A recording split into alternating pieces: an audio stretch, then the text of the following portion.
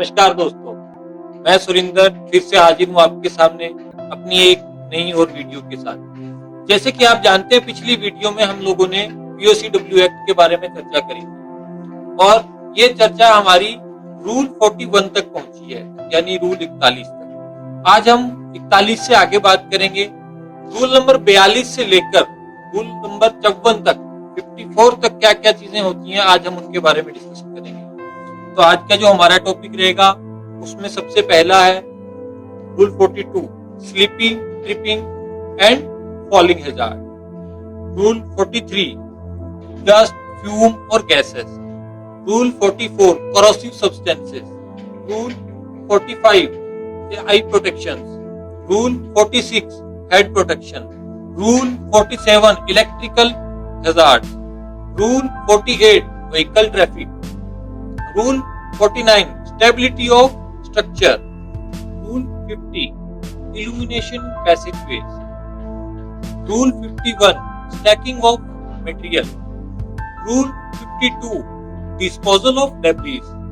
Rule 53, marking of floors and rule 54, uses of helmets and safety shoes. तो आज हम सभी इसके बारे में चर्चा करेंगे और देखेंगे कि ये रूल्स क्या क्या कहते हैं और किस तरीके के प्रिकॉशन हमारे साइड पे होने चाहिए। पहले हम बात करेंगे रूल 42 की, जिसके अंदर आता है स्लिप, ट्रिप या फॉलिंग, यानी किसी भी तरीके से गिरने का खतरा। तो कोई भी निर्माण क्षेत्र हो, वहां पे कंपनी की ये पूरी जिम्मेवारी बनती है कि किसी भी तरीके से उस व्यक्ति विशेष के गिरने का खतरा है, चाहे वो चलते चलते रास्ते में कोई छोटा गड्ढा हो या फिर कोई व्यक्ति किसी ऊंचाई पे काम कर रहा हो, तो उनके लिए जरूरी प्रावधान लें और उनको गिरने से बचाएं। जरूरी प्रावधान में जैसे कि रेलिंग लगा देना, सेफ्टी नेट का लगा देना, उधर कुछ साइनेज बोर्ड डिस्प्ले कर देना कि इधर जाना खतरनाक हो सकता है या फिर यहाँ गिरने का खतरा है। इसके अलावा इसके अंदर एक और भी चीज आती है, वो है कटिंग। किसी भी तरीके से अगर किसी व्यक्ति विशेष या किसी वर्कर के कटने का कहीं कोई खतरा होता है तो वो उसके लिए भी कुछ जरूरी प्रावधान लेने होते हैं। जैसे कि हम बात करें, कोई शार्प ऑब्जेक्ट निकला हुआ, कोई तीखा सरिया या फिर तीखी प्लेट एक किनारे पे निकली हुई है, तो कंपनी की या फिर कंपनी के जो भी स्टाफ है उनकी पूरी जिम्मेवारी रहती है कि उसको कवर करवाएं ताकि उससे कटने का खतरा ना हो। उसके बाद हम बात करते हैं रूल नंबर 43। रूल नंबर 43 में आता है डस्ट, फ्यूम और गैस, यानी जहां पे हम काम कर रहे होते हैं वहां पे धूल, किसी तरीके की गैस या फिर कोई और हैजार्डस फ्यूम्स, किसी तरीके का धुआं जो है वो तो नहीं है। अगर आप किसी कन्फाइंड स्पेस एरिया में काम करने जाते हो, किसी गहरी खुदाई के अंदर काम करने जाते हैं, तो हो सकता है वहां पे कुछ जहरीली गैसें हों, ठीक है, या फिर हो सकता है वहां कोई ज्वलनशील गैसें हों जिनकी वजह से हमें वहां पे काम करना नुकसानदायक हो सकता है। तो कंपनी की पूरी जिम्मेवारी बनती है कि उसके लिए जरूरी प्रावधान लें और सारी चीजें सुरक्षित होने पर ही वहां पे किसी व्यक्ति को काम करने के लिए भेजें। अगला आता है रूल नंबर 44, 44 नंबर रूल। इसमें होता है कि कोई भी जहरीले पदार्थ साइट पे अगर हम यूज कर रहे हैं, जैसे कि निर्माण क्षेत्र में बहुत सी जगह पे तेजाब का भी यूज होता है, कोई पेंट का भी यूज होता है, कुछ अलग अलग तरीके के केमिकल्स जो है वो हम यूज करते हैं, तो उनका रख रखाव कैसा होना चाहिए और उनको ठीक तरीके से हैंडलिंग करने के लिए, उनको सुरक्षित तरीके से प्रयोग करने के लिए जो जो सुरक्षा उपकरण चाहिए वो कंपनी हर वर्कर को, हर एक स्टाफ को प्रोवाइड करती है। इसके बाद आता है रूल नंबर 45। रूल नंबर 45 कहता है आंखों की सुरक्षा के लिए। जो व्यक्ति निर्माण क्षेत्र में काम करते हैं उनकी आंखों के लिए काफी सारे खतरे पैदा हो सकते हैं। जैसे कि आप कील ठोक रहे हैं, हो सकता है कार्य करते दौरान कील पे हथौड़ी गलत तरीके से लगी और वो कील आपकी आंख में लग जाए। आप वेल्डिंग का काम करते हैं, हो सकता है काम करते समय आपने अगर चश्मा नहीं लगाया है वेल्डिंग वाला तो आपकी आंख में लाइट लग जाए। या फिर आप ग्राइंडिंग करते हैं तो किसी तरीके की चिंगारी या फिर जो फ्लैश है वो लगने से आपकी आंखें दिन ब दिन कमजोर होती है। तो आंखों की सुरक्षा के लिए चश्मा या फिर फेस शील्ड जो देनी है वेल्डिंग के लिए वो जरूर प्रोवाइड करना। नेक्स्ट है रूल नंबर 46, जिसमें हम बात करते हैं हेड प्रोटेक्शन और कुछ अन्य व्यक्तिगत सुरक्षा उपकरणों की। हेड प्रोटेक्शन आपको सर के लिए प्रोटेक्शन देना है, जिसमें कि सेफ्टी हेलमेट भी आता है। इसके साथ साथ निर्माण क्षेत्र के अंदर जो भी हमारे सर के लेवल पे कुछ पाइप्स लगे होते हैं या फिर कोई और टेम्परेरी स्ट्रक्चर्स हैं, तो हमें उन्हें या तो प्रोटेक्ट करना है या फिर उसको वहां से हटा देना है, ताकि सर पे लगने की चोट की संभावनाएं कम हो सके। इसके साथ साथ रूल 46 ये भी कहता है कि अगर कोई आदमी कंक्रीट में काम कर रहा है तो उसे गमबूट देते हैं। अगर कोई वर्कर बारिश के समय में काम कर रहा है तो उसको हमें रेनकोट प्रोवाइड करवाने हैं। अगर कोई वर्कर काम कर रहा है जिसके अंदर काफी हेवी ऑब्जेक्ट्स को उठा के एक जगह से दूसरी जगह रखा जा रहा है या फिर किसी भी तरीके से उसके हाथों को चोट लगने की संभावना है, तो उसे हमें दस्ताने भी प्रोवाइड करवाने होते हैं। तो ये चीजें आती हैं रूल नंबर 6 में, सर की सुरक्षा व कुछ अन्य अपने शरीर के सुरक्षा उपकरणों के प्रयोग के लिए। अगला आता है हमारा रूल नंबर 47। रूल नंबर 47 कहता है इलेक्ट्रिकल हैजार्ड्स के बारे में, कि बिजली से क्या क्या खतरे हैं और उनसे कैसे बचना है। निर्माण क्षेत्र में बहुत सारे उपकरण यूज होते हैं और वो सारे के सारे उपकरण बिजली से ही चलाए जाते हैं।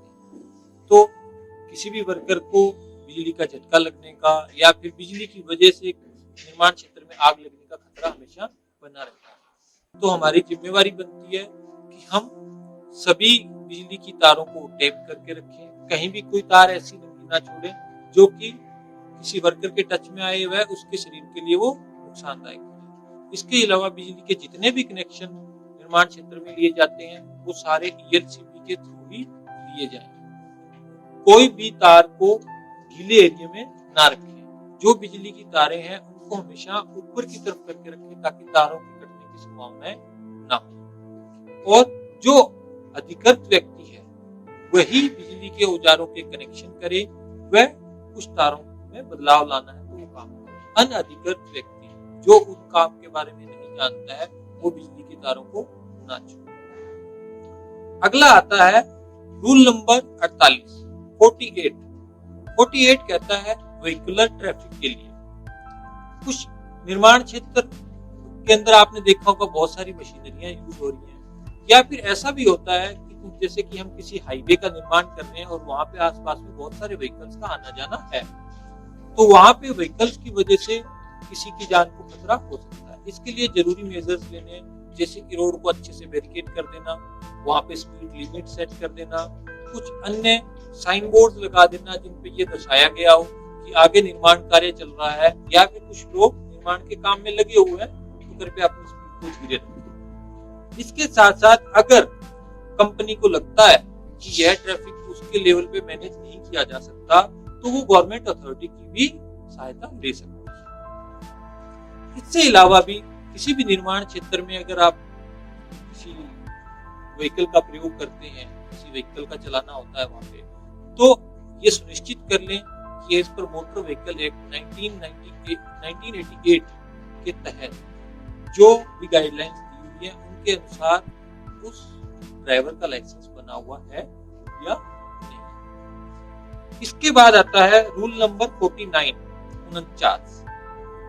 इस रूल के अंदर हम चर्चा करते हैं स्ट्रक्चर स्टेबिलिटी की। जैसे आपने देखा होगा निर्माण क्षेत्र में अलग बार बार छतें डल रही होती हैं, कोई बड़ी बड़ी बिल्डिंगें बन रही होती हैं, तो कुछ टेम्परेरी स्ट्रक्चर हम खड़े करते हैं। तो हमें ये सुनिश्चित करना है कि उनकी स्टेबिलिटी कितनी है, उनकी मजबूती कितनी है। कहीं ऐसा तो नहीं है कि जब छत की कास्टिंग होना शुरू हुआ हो या फिर कुछ वाइब्रेटर चलाना शुरू हुआ हो तो वाइब्रेशन की वजह से सब कुछ कोलैप्स कर गया, या फिर जो भी छत की शटरिंग के लिए जो स्टेजिंग लगी हुई थी वो स्टेबल नहीं थी या एक दूसरे से टाई नहीं थी, तो जैसे जैसे उसके ऊपर कंक्रीट का वजन बढ़ा तो वो कोलैप्स कर गया। तो हमें स्ट्रक्चर स्टेबिलिटी के लिए नेसेसरी प्रिकॉशन लेना। उसके बाद नेक्स्ट आता है 50 इल्यूमिनेशन इन पैसेजवेज।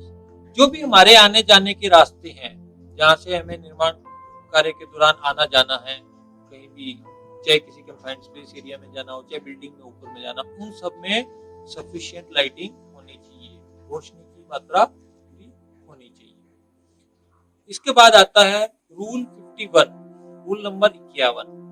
रूल नंबर 51 कहता है स्टैकिंग ऑफ मटेरियल के लिए। जैसे कि हमारे पास निर्माण क्षेत्र में बहुत सारा मटेरियल आता है और हम उसकी लगातार स्टैकिंग करते रहते हैं या फिर स्टोर करते रहते हैं उसको, तो हमें ये ध्यान रखना है कि उसकी ऊंचाई 1.5 मीटर से ज्यादा ना हो, या फिर हम इस तरीके से उसे रखें ताकि कोई भी वर्कर जाके उसको उतारे या कोई व्यक्ति विशेष जब उसको ऊपर से नीचे उतारता है तो वो उसके ऊपर गिरने की संभावनाएं ना हो। इसके साथ साथ कई बार बहुत हैवी मटेरियल्स भी आते हैं जिनको किसी प्लेटफॉर्म के ऊपर या फिर किसी रूफ के ऊपर उतारा जाता है, तो उस समय भी हमें ये ध्यान रखना है कि उस रूफ की लोड कैपेसिटी या उस प्लेटफॉर्म की लोड कैपेसिटी कितनी है और हम उसके ऊपर कितना वजन रख रहे हैं। कहीं ऐसा तो नहीं है कि इतना वजन रखने के बाद वो कोलैप्स करे। नेक्स्ट आता है रूल 52।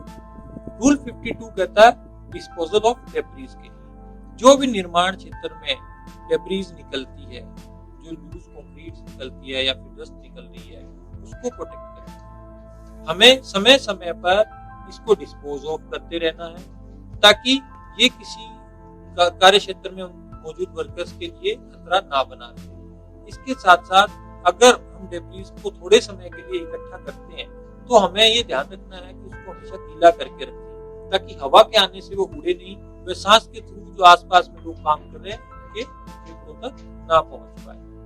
इसके साथ साथ अगर किसी हाई राइज बिल्डिंग का निर्माण हो रहा है तो वहां पे किसी भी तरीके की डेब्रीज को ऊपर के फ्लोर से नीचे की तरफ डायरेक्ट ना गिराया जाए। इससे डस्ट काफी ज्यादा प्रोड्यूस होती है और आसपास के एरियाज में जो लोग काम कर रहे हैं उनको अफेक्ट करती है। तो उसको डायरेक्टली ऊपर से नीचे ना गिराया जाए, या तो उसको बोरी में पैक करके लेके जाए, बोरी के अंदर भर लें व क्रेन के थ्रू नीचे उतारें, या फिर उसके लिए पर्टिकुलर एक शूट बनाए जिससे कि वो मटेरियल क्लोज होता हुआ नीचे की तरफ जाए। नेक्स्ट आता है रूल 53। रूल 50 कहता है फ्लोर मार्किंग के लिए। जब हम बिल्डिंग का निर्माण करते रहते हैं तो एक बाय एक करके हम काफी स्टेप्स ऊपर चले जाते हैं जमीन से, तो हमें साथ के साथ फ्लोर्स के ऊपर मार्किंग करनी है ताकि अगर किसी तरीके की कोई इमरजेंसी होती है तो वर्कर या फिर वहाँ पे जो मौजूद स्टाफ है वो आपको इमीडिएटली इन्फॉर्म कर सके कि इस फ्लोर पे इस तरीके की इमरजेंसी हो गई है। लास्ट आता है इसके अंदर रूल 54। रूल 54 कहता है uses of safety helmet and safety shoes. कोई भी व्यक्ति निर्माण क्षेत्र में कार्य कर रहा है तो उसके लिए हेलमेट व सेफ्टी शूज का प्रयोग करना अनिवार्य है। तो दोस्तों, मैं उम्मीद करता हूँ कि हमने जो जानकारी आपके साथ शेयर करी है आप इसको और बढ़ाएंगे व अपने निर्माण क्षेत्र में या अपने कार्य के दौरान इनको प्रयोग में लेंगे। धन्यवाद।